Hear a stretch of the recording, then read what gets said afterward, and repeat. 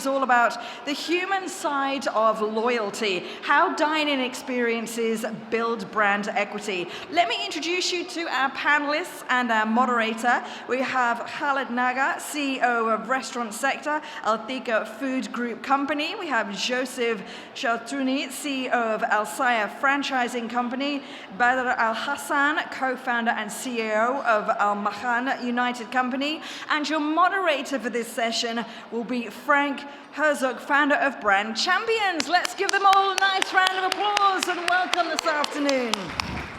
I like you guys.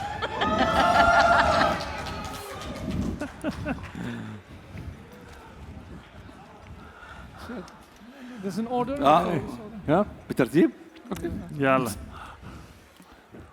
يلا اروح انا اول واحد. Okay. Welcome, everyone. We're so excited to have you here. I know it's after lunch. Our mission, along with the rabble-rousers here, is to bring back some life and prepare for the rest of the presentations in the afternoon. I am so lucky to be with this esteemed panel here of restaurant experts, and we were talking just a little bit before about the business here in Kuwait and how challenging it can be, but how amazing it will be, because there's such a future here in this country, and these are some of the individuals here who are driving it. It's because they're personally involved. You know, it's not just following a company policy. They have passion, they live and breathe the business, and so that carries through in terms of day-to-day operation. So I'm going to ask them a number of questions. They'll all be the same, but they're going to have different responses because it comes from their heart, it comes from them, their experiences. So without further ado, I'll go ahead and start off with the questions. Badr. Yes. If you could please relate a negative service experience that ended up in a positive turnaround, something that happened to you personally as a customer. Well, I'll be happy to start with this. Reflecting back and being part of this industry, especially working for the past 10 years in this field, our brains started to shape up. I will not relate with one specific incident, but your overall experience, whether it was in life in general or going to a specific restaurant, our experience generates our brain and generates how we interpret things and how we look into little details over there. I won't relate to one specific incident, but us as entrepreneurs in this industry, whenever we go out, خلاص, it became the natural that we look into little details, and those little details, they start to combine and they create your perceptions. And based on those little details, you start to think of your own business and reflect back to your business. And it became natural whenever we go out, what's happening? Look at the service, you look at the ambience, you look at the music, you look at the taste, the foods, the ingredients. All of those little things, they add up and they create your perception. So us being in a dine-in restaurants and mainly managing dining restaurants, it's a complete circle where all of those little items and little details add up and create a successful formula. So mainly that's how it is. Okay, great response. Joseph. Yeah, so great again to be back on the panel with familiar faces. Just met today, so wonderful. Most negative experience I've had, at least from a professional side, was just last week. So, realizing that a lot of the questions were honing in on the dine-in, but my experience was actually related to managing the digital channel. So I received this call from a very unhappy client who somehow through our system, despite we launched the app and it's growing, it's doing wonderfully well, and we're so happy with the performance, somehow there was a fault, right? And the fault has led the customer to search for my number and reaching the CEO's office. When I got this call with a load of work on my desk, I literally needed a few seconds to decide, what do I do? Stop this or talk to the customer? And I needed to rehearse my mindset, how, what could this be that it has reached my desk? So I get this call, and it was related to, the loyalty points and how you redeem it and how it was being, notified and whatnot. And he was extremely angry. So I knew this was going to be a heated discussion. So I had to think of something super positive to kind of twist the whole conversation around. And the thing I told him, and something I learned from other professionals in the past years, is when you receive a customer complaint, the best answer to that would be, I'm so glad you're complaining, because customers like you, we know they're going to come back again. When I said that the customer who complains is the one who is serious about your business and wants to come back again, it switched the whole conversation from a hostile one, right, to thank you one. You're doing me a big favor, right? And it ended obviously with committing to each other a coffee next week. So we're going to meet him in person because he has given me an insight that actually we went back to the system and we're going to correct it, right? And obviously when we looked at that system, we said, wait a minute, there's a huge opportunity there. And thank you, Mr. Customer. And obviously we did the recovery SOPs, but beyond that, there is that level of a human connection that did magic. Okay, great. Khaled, any personal experiences that you've had that you'd like to relate? First of all, thank you for inviting us for this panel. I have many experience. I'm a troublemaker when I go to eat in a restaurant. I'm not looking for problems, but I'm always dealing with my experience as a customer and at the same time as someone who has experience in F&B business. And I will add to what Joseph said, that it's always a great opportunity when happen a problem is to gain a loyal customer. In our business, especially F&B is a business that is dynamic, a lot of changes happening every hour. Human factor is very high. Now what differentiate the success of any F&B business in any cuisine or any location is the service, plus of course the food or whatever, but service has a strong rate on when you evaluate the brand. If we are talking about the opportunities that you can get from angry customer, and this is what makes you to be different between other competitor or someone else in the business. How you deal with this problem or with this complaint. If you deal positively, you will gain a new customer, and this customer will talk to at least 10 or 15 from their connection, from their friends. So this will increase your customer people that they will come, because people, they always share good experience or good, especially when it comes to F&B. If you go to one restaurant and you have a problem and they will deal right with it, whether it's positive or negative, they will share it with their community. And this is, I believe, is always a great opportunity to teach people, to teach our team how to deal with problems, how to deal with customer complaints. That's great. And what I'm hearing from all three of you is that you can have a great experience and forget it tomorrow.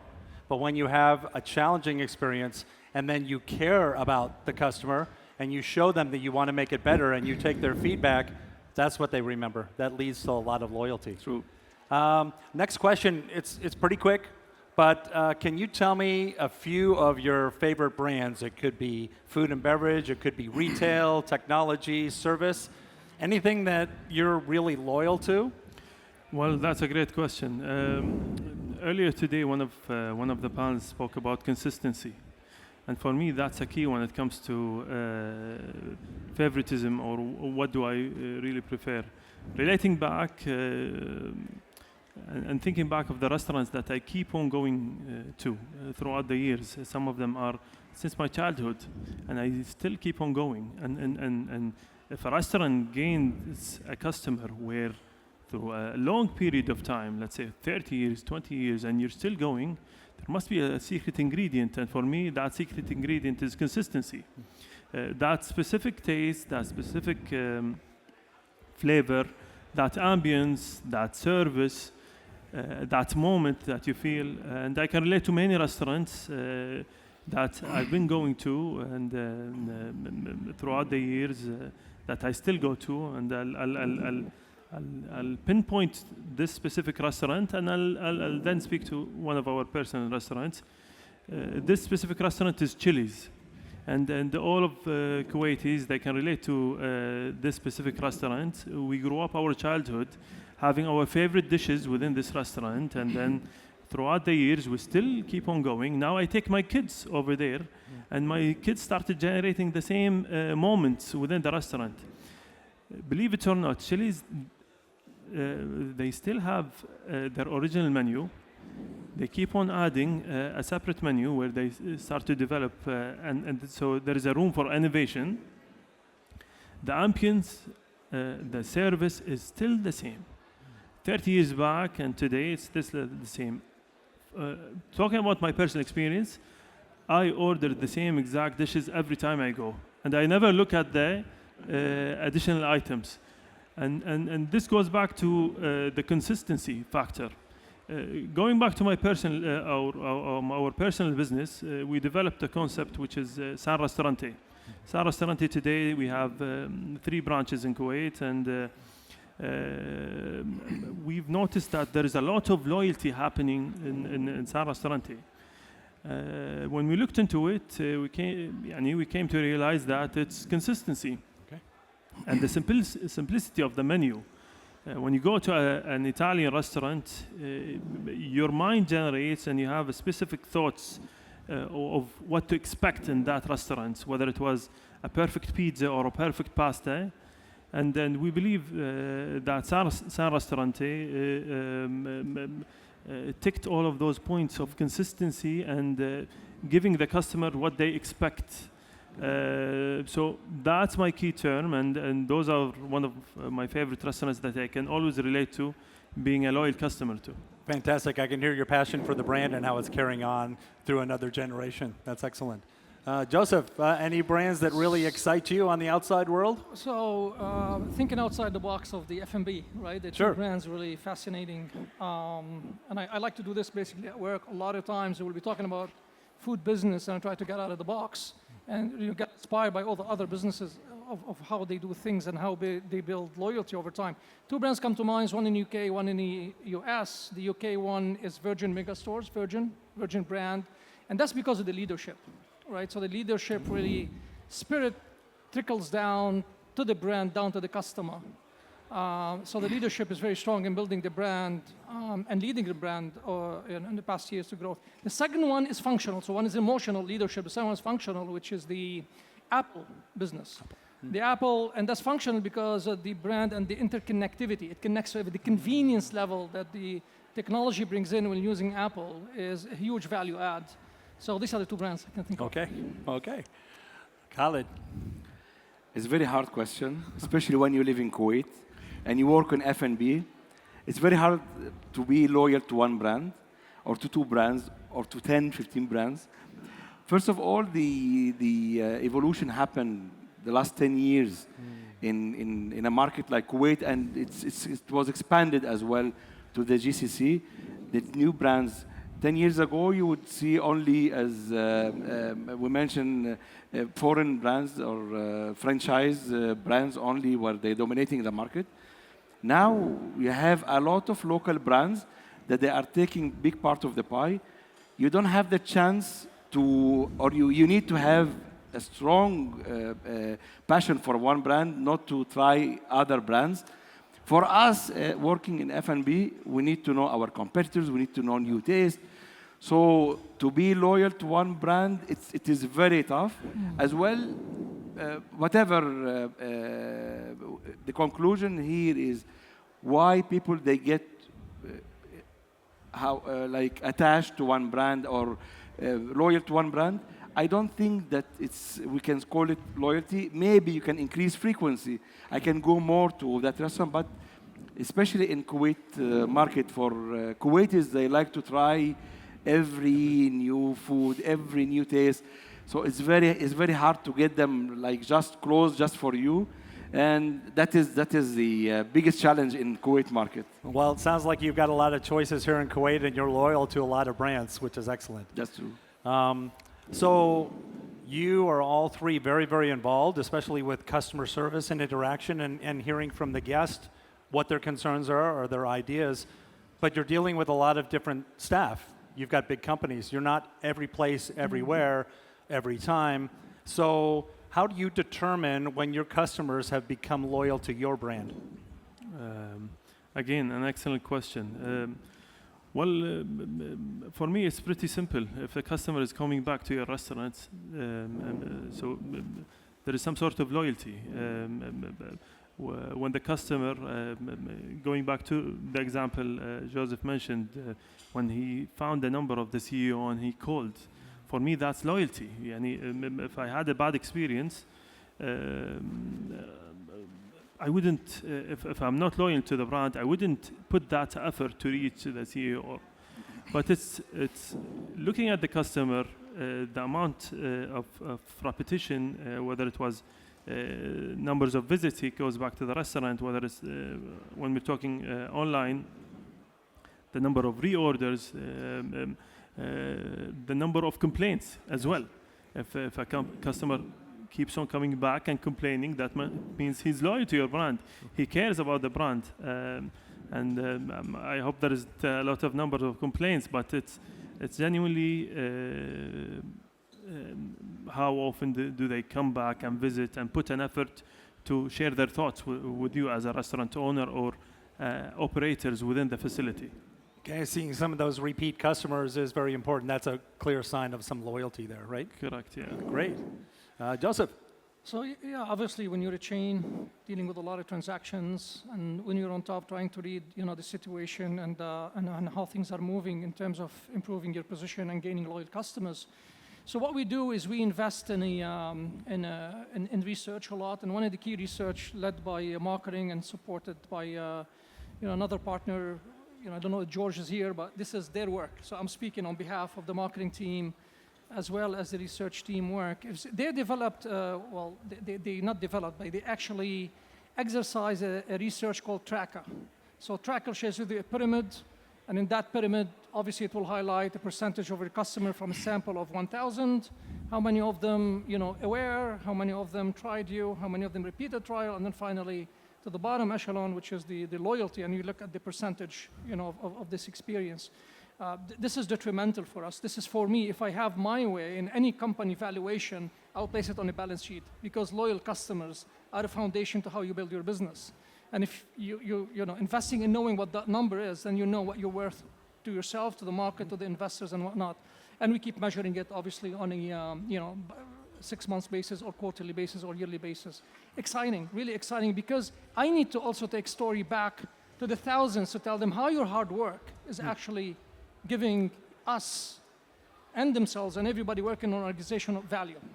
So there's the two customers we're dealing with, the loyalty that we got from the outside, but the same pressure we got to secure the loyalty from the inside. And it's not always salary. It's also guiding people on their achievements, acknowledging their achievements. So there's another roadmap that we take that we do internally to secure loyalty. Okay. Khalid? I believe that the sales and transactions will tell you if you have loyal customers, if you have repeated customers. True. And again, it's different between casual dining and QSR. Casual dining is much easier to know your repeated customer, your loyal customers, because there is direct interaction between customer and crew. On the other hand, QSR or fast food is like 80% is out of store, is through aggregators. Some aggregators they can share with you numbers of repeated customers, and you would know the ratio between your repeat customer or new customers. Some other activities, marketing activities, you can, for example, when you launch a new product or your new campaign or whatever, you can measure as well what did the growth happen. These are new customers, but the rest these are the loyal customers that they are just repeating their frequency. Last thing is the social media. Social media now it's a good way to measure the engagement interaction from your customer and giving you feedback, whether it's positive or negative. This is the way you know as well how much your customer are engaged to your brand, and to know what you can improve or modify in your SOPs and your system in order to please the majority of your customers as well. Yeah, that's very interesting. I mean, in the old days, it was all the dine-in guests. You saw them, you knew that they were happy. Now it's aggregators. You may not even see them. Correct. and they experience your food 10 times and then decide to go to your brick and mortar restaurant. So it's a different gauge of loyalty right now, and one that we're all trying to keep track of as this population evolves into ordering more online versus going into the restaurants. Correct. Last question for you gentlemen. As a takeaway for our audience here, what resource are you using at your company that you would recommend to everyone out here? Something that helps improve your customer experience and that secures genuine loyalty. Khalid mentioned it earlier, and I'll focus on it, is asking for feedback. Whether it was, each market has its own methodology, let's say. In Kuwait, we've noticed that we don't get much feedback, whether it was in ratings or it was in, so we always put an effort to ask for feedback. Something funny that we noticed that the people that actually put feedback, whether it was on Google ratings or whatever, is always the unhappy customers. The happy customers, they leave the restaurants happy without putting an effort. So something we always try to do is ask for feedback. We train our staff within the facility. When the customer finishes his meal, they put an effort. The restaurant manager goes to the table and asks for their experience. We share some sort of links. We created a custom website where they can go, and we encourage them when giving the bill to go online and ask them for the feedback. Even when it comes to a takeaway order, we put an effort to call. We cannot obviously call all of the customers, but for example, big orders or specific orders or new customers, we put an effort to call them and ask them for feedback. How was your food? Do you think there is a place for improvement? And that call shows the customer that we care. And going back to what we mentioned earlier, if a customer feels that you care, then a spark of loyalty has started, and then putting that effort again and again and again, you will build a loyalty. And then this is what I say: always ask for feedback. I think that proactive approach versus reactive and waiting for somebody to complain is you're getting ahead of the game. Exactly. Sure. Yeah. Okay, Joseph. Well, I think we're in a business of people, so the biggest resource would be to invest in people, invest the right way in people. I don't say people, I'm talking people, professionals at the head office or the front line. I'm sure Khalid and Badr would totally agree with me that this is really core investment we make, and obviously you've got the strategist and the R&D and the product creators and the supply chain at the office trying to deliver the best product possible.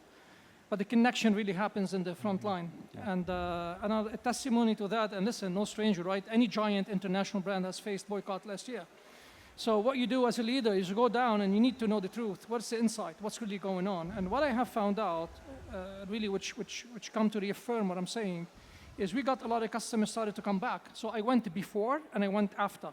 And when I went after, they say, listen, they tried someone else, they felt bad. They couldn't get the attention. They didn't say they couldn't get the taste. They said they couldn't get the attention, obviously in the coffee business at the time, and then they started to come back. For me, that was like really something that, worthwhile investing behind all the way. Okay. And Khalid? I believe we will go back again to the same point that in order to differentiate yourself from competitors is your service, your SOPs, your quality. Consistency, as Badr said before, consistency is a key in our business. And in order to do all of this, you need to go back to basics. I will echo Joseph on that. Investing in people, train your people well, improve their knowledge, improve their hospitality knowledge, and making them knowledgeable and powerful in their knowledge. This will make your customer happy. Building our team, improving their skills, improving their knowledge will bring us strong operations, and this what will bring us a happy customer as well. Okay. You know, a common theme that I'm hearing, and having met you guys, I see that you feel it. It's people.